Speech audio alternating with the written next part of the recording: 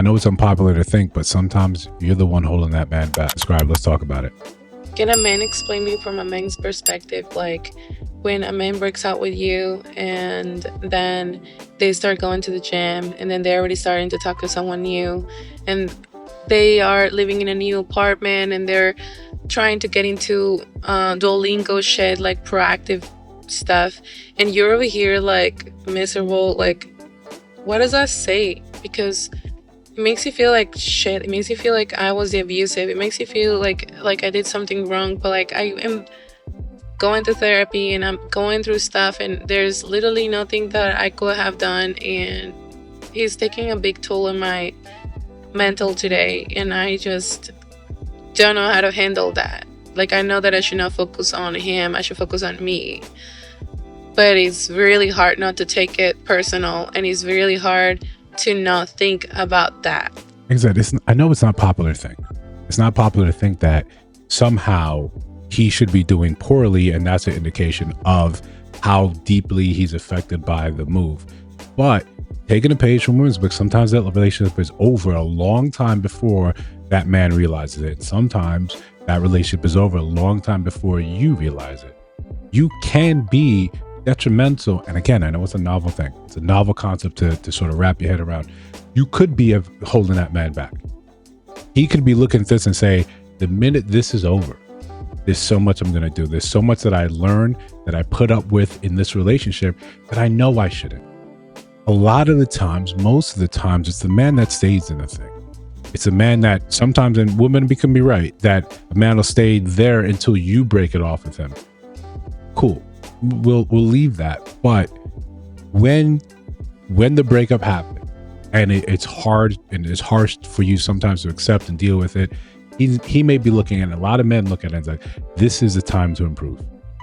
This is the time to improve. I didn't have the capacity to do it while we're together, for whatever reason. And unfortunately, on social media, we never really get the other person's point of view. We never even get what it was like for him being in that thing with you. But we only have this sad sort of rendition of that. You can't stop thinking about him. You're sweating him. You're checking him. You're looking for what he's doing and how he's doing, rather than saying and focusing, yeah, it's time for me to move on.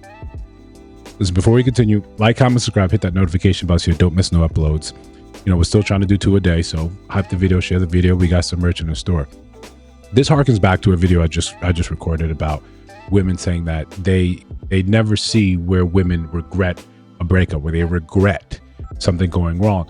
But you often are the ones stalking social media. You're often the ones looking and seeing how he's doing in relation to you. Because if you see, and this is from women, if you see him doing better after a relationship, if he's the first one that moved on, if he's the first one that jumps in a relationship, then he was checked out. He was already cheating on you. He had someone else in mind. A lot of us, when that, and this is just speaking for men, this is free game. When the breakup happens, it's an obstacle. It's an obstacle because the way we feel, sometimes it's easier to throw ourselves into things rather than to face and deal with that heartbreak, that emotional sort of pain that we're not really familiar with. We can't put a Band-Aid on it. We can't put a solve on it. We can't grit our teeth through it. So we get active. You'll see us in the gym. You'll see us moving and shaking, just to say we can do something. But sometimes that little distraction puts time in between the hurt and the now. But that obstacles in men's lives are often used for self-improvement. Now, some of these things we can understand that you're talking about. You see him now, he's in the gym. Shout out to him. He should have been there already. But now he's like, okay, cool. I've got to do this. A lot of us will use that as a stepping stone to feel better. The fact that you can see the Duolingo thing, that's concerning. Because as a Duolingo user myself, you have to somehow be checking on that. You have to be still friends on there, checking, looking to see his account going up, getting experience. This is a clear indication that you haven't moved on and you need to take a step back from all of this. Instead of pining and thinking and seeing what he's doing, you need an outlet. You need something else to do. This is a part, right? And this is why we should be thankful for her putting this out there and women putting content like this out there, where it gives you some sort of insight into how they're thinking. if you would be believed that the minute the relationship is over, she's happy, it's all gravy, it's the best thing that ever happened to her, and now she can finally be happy, she can finally do all the things that she needs to do. The fact is, and it's not hard for us to grasp, it's not hard for us to understand, breakups hurt. Breakups hurt. We just deal with it differently. You cannot observe how someone else does it outwardly and think that is an indication of how they're feeling. If you guys met something each other, he's probably hurting too, but he knows that no one is going to come and save him. No one's going to come and say, hey, I know you down bad. Don't worry about it. We got something for you. Here's a whole new life. He knows whatever he wants to do, he's going to have to build it. And to the point of this video, women sometimes have to realize you held that man back. Instead of being there to uplift him, to actually catapult him to the higher heights, sometimes you hold him back. Sometimes you're not as great as you think you are. You're not as helpful. You're not as good as a girlfriend, significant other, or wife as you believe yourself to be. But that doesn't mean it has to stay like that. You're supposed to use this as lessons and understanding and saying this is experience. Now let me go and level up. Let me look and see exactly what he's doing. The areas where I wish or that this relationship indicated I was weakened. I can fix this. I can improve upon this. Hey, this is something I always wanted to do. I always want to learn a new language. Well, it's time for me to actually try that. Let me go study. Let me go improve myself physically. Let me go and along the way, if you meet someone, they're meeting this new version of you that they see that's invigorated, that wants to do this change, this ambition, that wants to change, that's on that proper path to improving themselves. And that's an attraction of itself.